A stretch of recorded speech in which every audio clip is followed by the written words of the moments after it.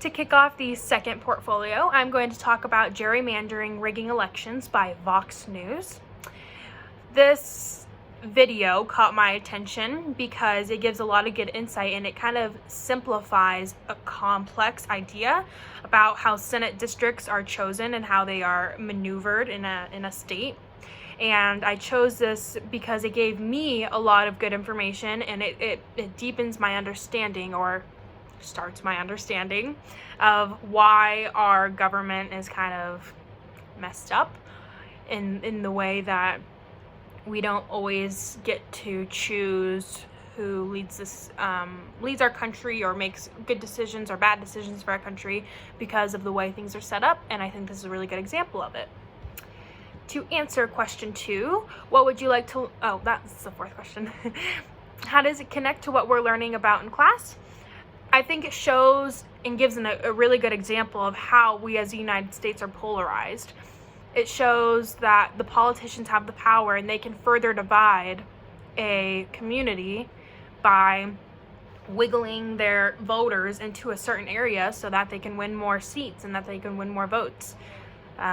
So it gives a really good example to a broad topic, but a very important topic of polarization. How did it expand your understanding? It gave me a whole new view and understanding of how things are divided up and why they're divided up. How and why they're divided up still don't make sense to me in the understanding of why is it like this. It shouldn't be like this, but I understand how it's like this, if that makes sense. So I think it did a really good job of putting it in layman's terms and letting someone like me understand it. What would you like to learn more about? I would like to learn why this was put in place in the first place. I don't think it's fair, and although we've created a pattern of not allowing fair and democratic elections, not including this past election, that was fair, we all know it, but I'm shocked a place like the United States, who is big on freedom and equality and whole nine yards would create a system that would do this. I think we should, take maybe a page from Canada's book. I think it would be great if we got rid of this, and it would be more equal and more free, and it would make things a little more fair in the elections. The second article for the fourth week I'm going to talk about is some structural advantages for Republicans. I chose this article to talk about because, first and foremost, I find it really interesting, and it had some really, really cool points that I never heard before while talking about advantages a certain group has in the United States. This article talks about the Senate, Electoral College, the federal judiciary, and it just has some really cool points that it makes regarding each group or each place of work has that it gives an advantage. In addition, it kind of gives me a peace of mind to know that the bottom line is Republican, and everything beyond that going Democratic is kind of proving a point. It's kind of proving that we're not just an old fashioned country, and that we have some progressive thoughts and progressive ways, and it proves whoever we're trying to make a point to. So it proves a point to me. Let's look at the questions. How does it connect to the class? I think in addition to my last video, it shows how we're polarized. It shows how we are screwed up. It shows that we have a lot of changes that need to be made, and I don't know how we're going to make them, but they need to be made. It's not fair that the bottom line is Republican when it seems that majority of this country is leaning progressive or liberal. So it's an interesting thought to think about, to know that to know that we defied the odds with this past election, which was incredible. So yeah, I think it really shows how we're polarized and how even unintentionally we do things in this country and it has negative effects with like long-term negative effects that affect everyone and affect us for hundreds of years coming. So how did it expand my understanding? It gave I had no information or knowledge about anything the article talked about before reading it. So it really expanded all of my viewpoints about the Republican Party and how our system is set up. So it gave me a whole new perspective to look into. And then what are some things you'd like to learn about? I would love to continue learning about this glitch in the system, and I would love to know why it happened. Well, it talked a little bit about it in the article, but I'd love to know more so why it happened and how it's continuing and what we can do to switch it up. So I'd also like to know, with a country that is leaning more Democratic over time, with the majority of the population residing with the Democratic side, I wonder if it will switch eventually, if it's going to continue to stay the same. I would love to know more information about that. The idea that I took from Why We're Polarized by Ezra Klein was from chapter 5, page 104, and I'm going to read the little paragraph. It says, "The government predicts that in 2030, immigration will overtake new births as the dominant driver of population growth. About 15 years after that, America will phase into majority-minority status. For the first time in the nation's history, non-Hispanic whites will no longer make up the majority of the population." This idea struck me because, as I talk about in one of my other videos, that the grand old party is kind of the default in the United States, whereas they don't, as we've learned in other articles, necessarily want the minority vote, but they find ways to oppress it. And it kind of makes me wonder how the grand old party or Republican Party is gonna continue to float if in less than 10 years immigration is gonna overthrow new births. So that's why I chose it, and that's why it's really interesting to me. And it connects with what we're learning in class, not only because it's from the book we're reading, but it goes directly into dealing with what we're talking about in other articles in my last video with trying to figure out how the Republican Party is going to stay afloat and what they're going to do within the next 2 to 5 years, in my opinion, and how they're going to change their marketing, change their major decisions up top, and how they're going to start making things more inclusive so that they can get more votes than predominantly white males. So it's going to be super interesting. It's going to be something I'd like to learn more about. How did it expand your understanding? I had no idea about this statistic or prediction. So that was really interesting, but also I don't know that necessarily expanded my thinking about the Republican Party, but it really made me think. And I thought it was a good little insert and a good little statistic to have in a book talking about polarization of the United States. What would you like to learn more about? I just want to know and watch, I guess, what the Republican Party is going to do, how they're going to bounce back, how they're going to change the course that they've kind of made for themselves. It'll be really interesting. These midterm elections coming up are going to be really important ones, and I think it's going to be really important not only for the Democratic Party, because it's going to set the course for 2024, but it's going to be really interesting for the Republican Party, see what's going to happen. The first article for the 5th week that I'm going to talk about is Protest as Seen by Historical Institutional Theory. The reason I chose this article is because it's kind of the foundation for the rest of the week. And I'm going to talk about the articles that kind of base off of this article in my other videos. But overall, it gave me some good information about path dependencies, which I had no idea what they were before.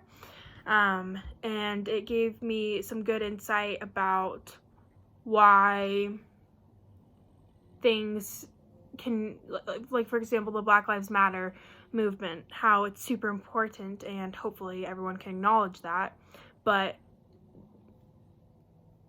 stuff can't just change overnight in a huge corporation or institution. So if we think something's unfair within a police department, it can't be one person saying, hey, yeah, you know what, they're right, we got to change this, this, and this. It takes time. And according to the article, it says that given all of this, some leaders conclude it's easier to go along and make incremental changes than make waves.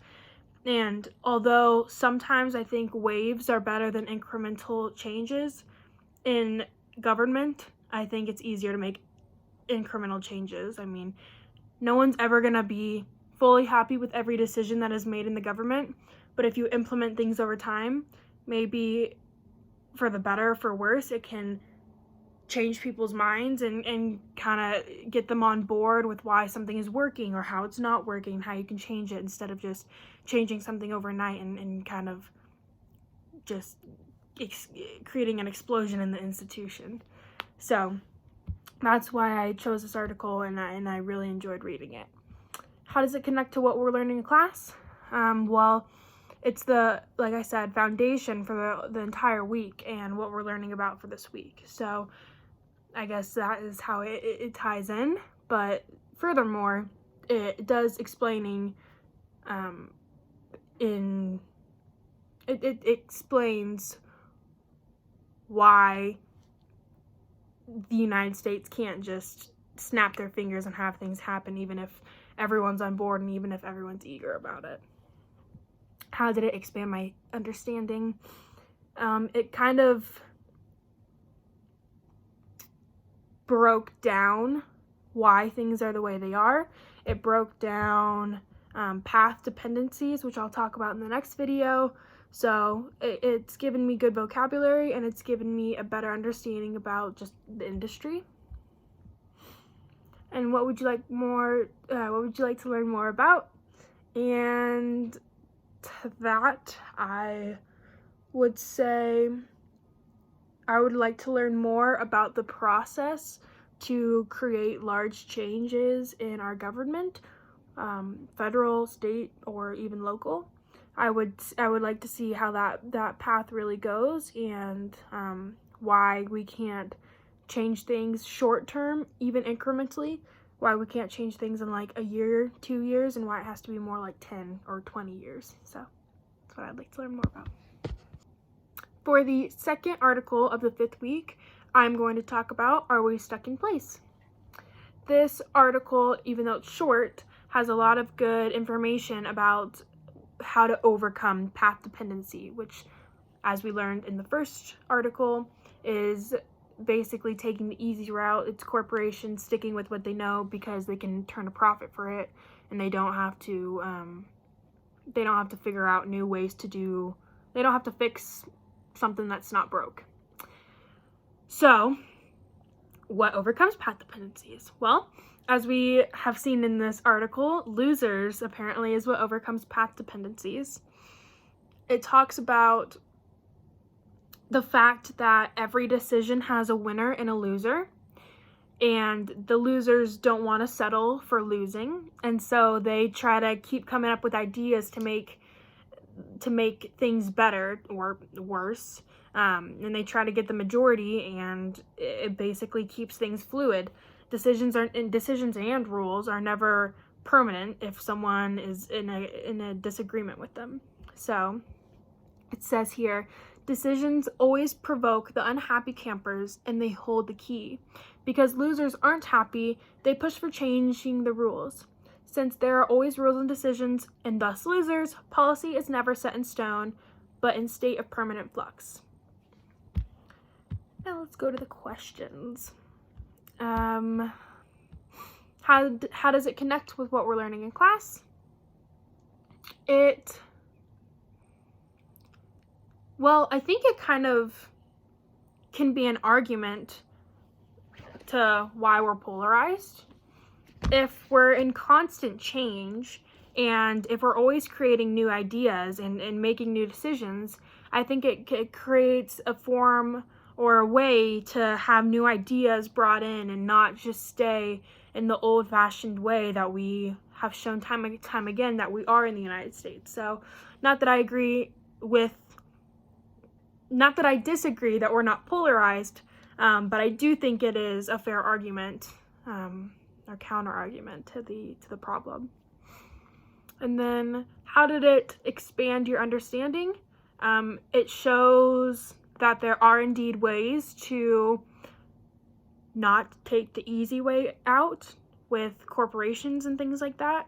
You always hear about, for example, plastic pollution being an issue and corporations not wanting to own up to it and blaming it on consumer. But in reality, there are ways to go about it and decisions that could be made and losers that could stand up and fight for more green plastic or lack of plastic in order to help the environment. So I don't know, I think it gave me a lot of good insight on that.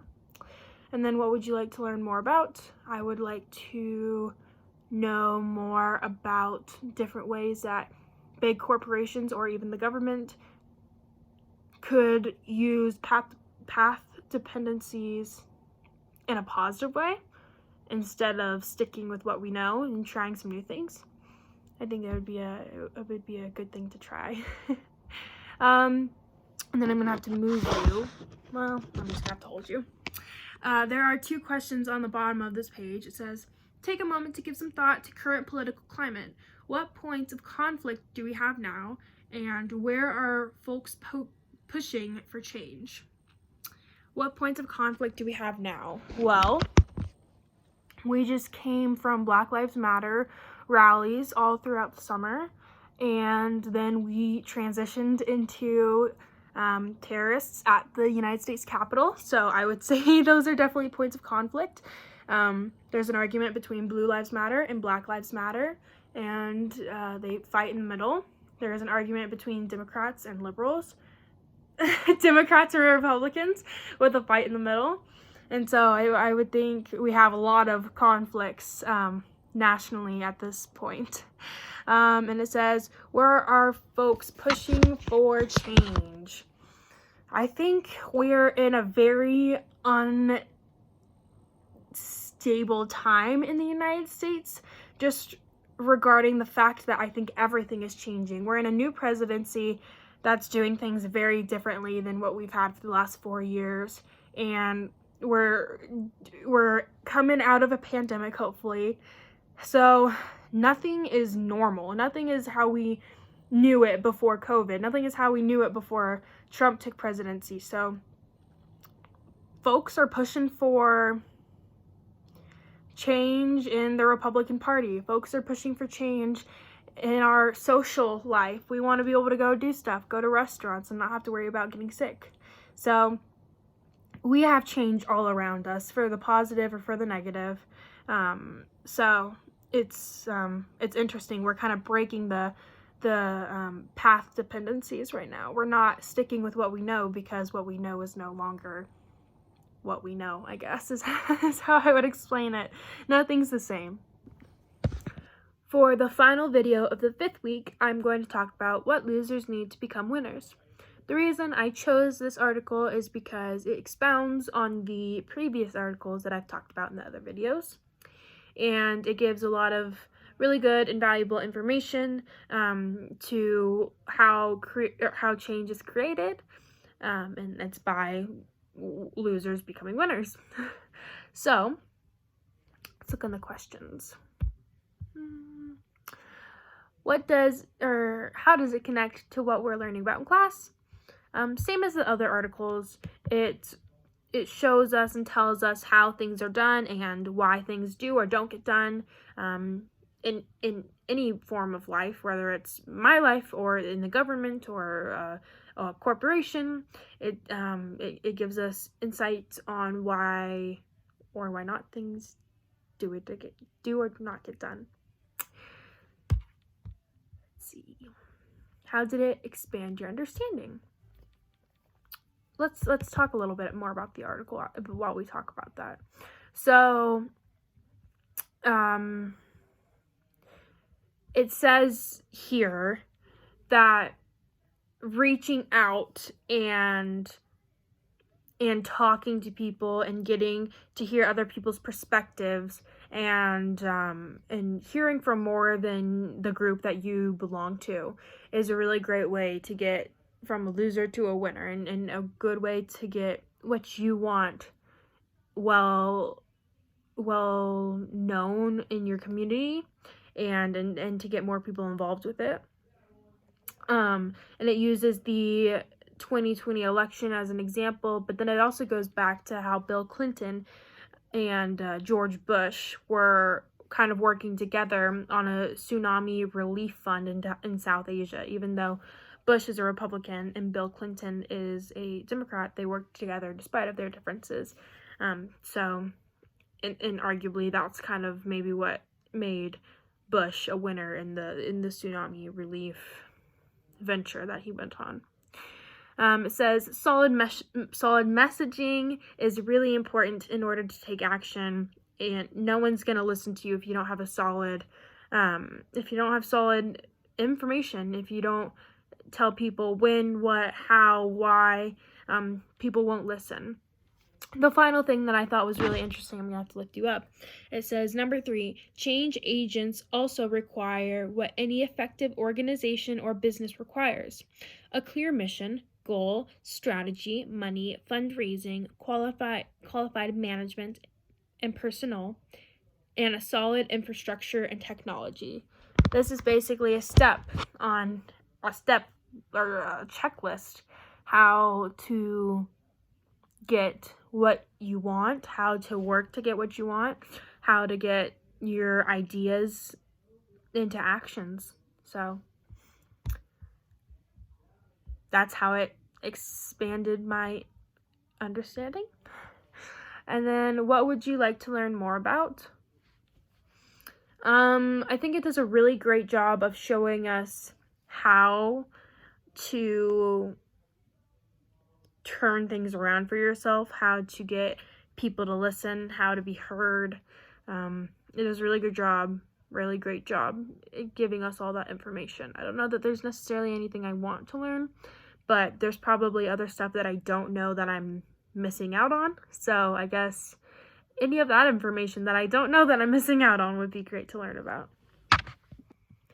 The first thing that I'm going to react to from the 6th week is, what is environmental justice? Justice by Grist, I believe. The reason I am talking about this idea is because it bridges the ideas between environmental injustice and racial injustice, and I could never bridge the gap before, and now I have a really good understanding of how those two kind of go hand in hand. That's why I chose it too. And then, how does it connect with what we're learning in class? It explains how everything is kind of connected. Two things that if you were to talk to someone who had no idea about politics or activism or anything, who didn't have any specific passions about any one group or whatever, they wouldn't be able to make the bridge between a lot of societal issues. And I didn't make the bridge, and I stay relatively active in political information via social media and in my community and stuff. But so it explains how we're all connected, and how, because one thing, it's a domino effect, how one thing can affect 1,000 things, and you just don't even realize it until you learn about it. How did it expand your understanding? Well, it gave me a whole new perspective. I had never thought, people have always told me that they go hand in hand, but I could never understand it. And now I can. And I don't feel like anyone could really ever explain it to me properly, at least, so that it would stick with me. But yeah. And it makes me think, which I guess can answer question 4, what would you like to learn about? It makes me think about the ways we could overcome this. How come we haven't overcome this? But perhaps it has to do with the system being built for white people and not accommodating to people of color, in my opinion. So maybe I answered my own question, maybe I didn't. I would love to hear your opinion if you disagree. But I would like to hear more about, or learn more about, why we haven't fixed this and how we can fix it, or if we're going to in the future. The second article for the 6th week that I'm going to talk about is, let me pull it up, Denver's 3 most polluted neighborhoods. I was shocked while reading this, as someone who lives in a nicer neighborhood in the city, to really think about the differences that I have living in Cherry Creek from someone who would live in Globeville or Swansea, I think. And I guess this is answering my first question, which is, let me find it, what is one idea that struck you and why? I don't ever have to think about the air quality in where I live, other than in the summer due to wildfires. But I don't ever have to think about the air quality being unsafe to go outside and walk, or that I may get cut by a piece of scrap metal on the sidewalks, you know? I don't ever have to think about that. And it struck me that in Denver, a city that I only see the pretty sides of, that I think of, wow, we have tall buildings and really cool lofts downtown and blah, blah, blah, blah, blah, and then who went to school in the suburbs, like, I only see middle-class families doing well, and I don't ever go into areas, I guess, where less fortunate people may live.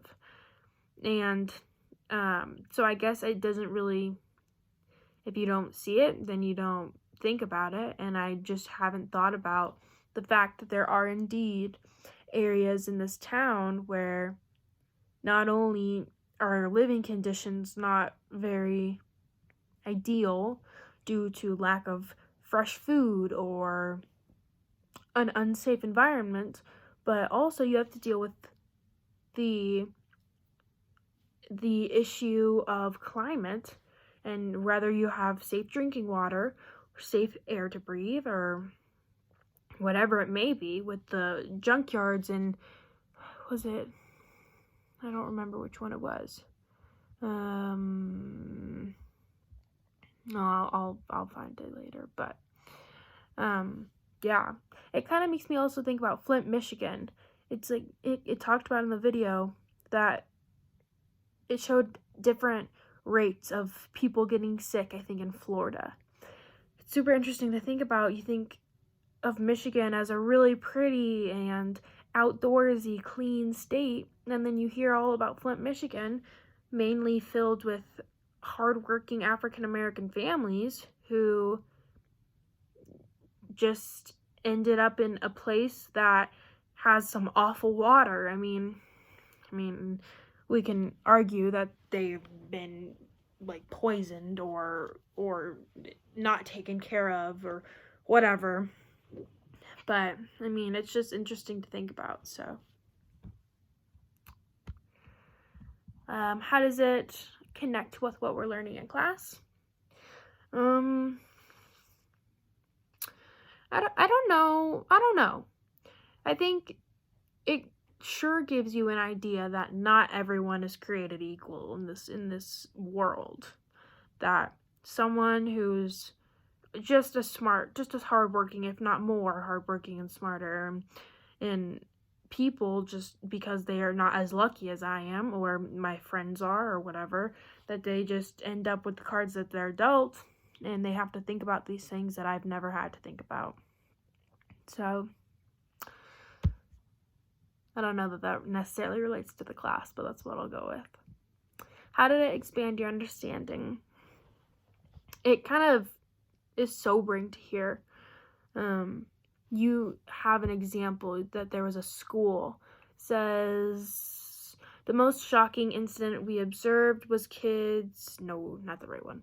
An elementary school was located directly under I-70 overpass and subject to heavy pollution from above. He said, this is one of the most sobering sights my students and I observed.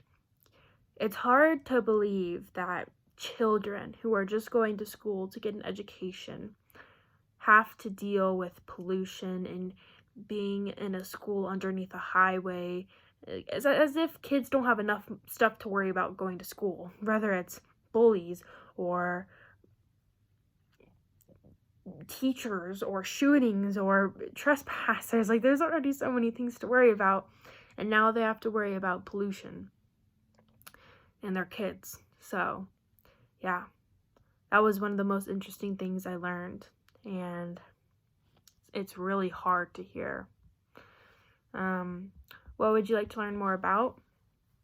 I would, to kind of link back to the other video I did for this week, I would like to learn how this can be fixed, what we can do to start the process, and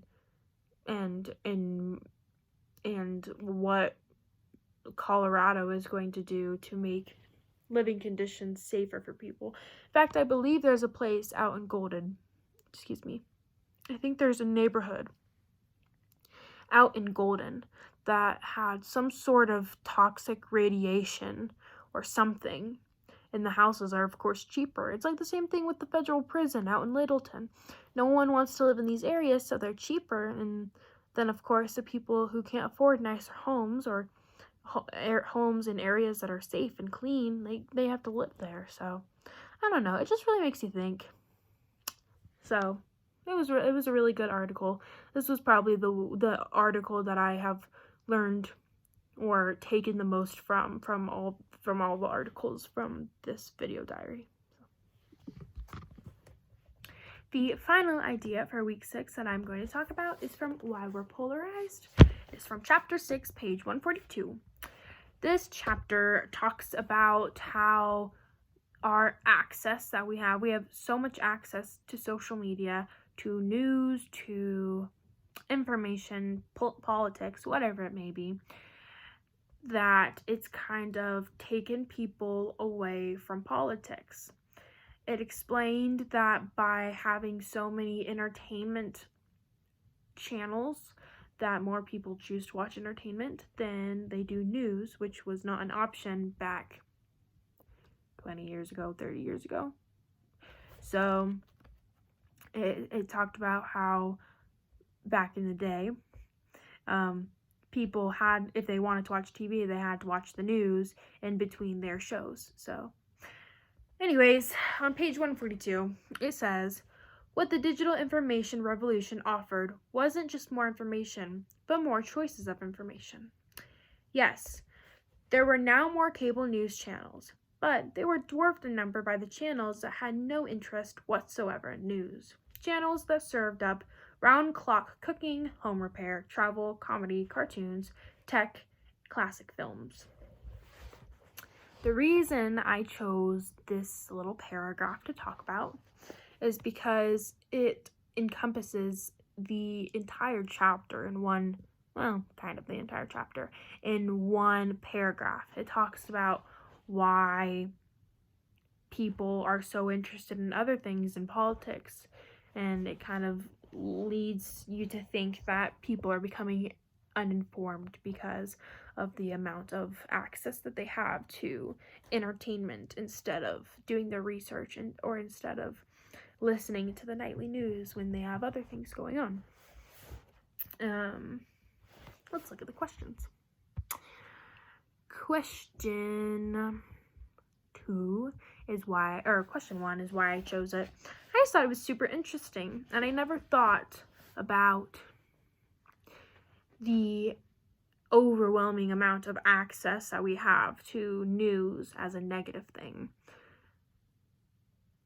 By having so much access, people have stopped caring as much, and that is, in my opinion, a negative thing, and has probably shown in a recent election, not the most recent one, but okay. How does it connect to what we're learning in class? I think it's a big issue that people choose to watch a funny show than the news, which I get, because the news nowadays are so depressing. It is so depressing, but still, it's important to know what's happening in your community, around the globe, in government. It's important to know what's happening and to stay informed, and by people not doing that, it's an issue. And so it shows a problem in our everyday lives. And I think that is another reason that we're polarized, because there's a group of people that want to watch comedy, and there's a group of people that want to stay informed, So it creates a divide in a bad way. How did it expand your understanding? I think it showed me a new perspective to look at things. I never, like I said, thought that having research or information at your fingertips was a bad thing. So hearing actual information proving that it can be is interesting to hear. And it expands my understanding by having a reason why so many people choose to be uninformed. What would you like to learn more about? It would be interesting to see what it takes for people who would choose to watch an entertainment video or movie or show or whatever to tune into the news. I think if you haven't been watching the news these past 4 years, I mean, to me it is entertainment, then I don't know what more anyone can do to get you to tune into the news. So I guess that's what I'd like to learn more about. This article was also this little insert was also super interesting. This chapter in general I thought was a really good chapter. It was probably one of my favorite chapters. So thank you.